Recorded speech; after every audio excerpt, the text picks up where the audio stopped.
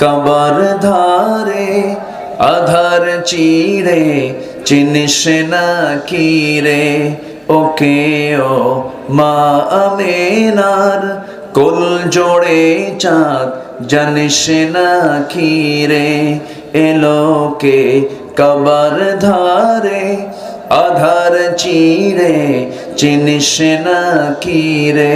তিনি কে? মুহাম্মদ সাল্লাল্লাহু আলাইহি ওয়াসাল্লাম।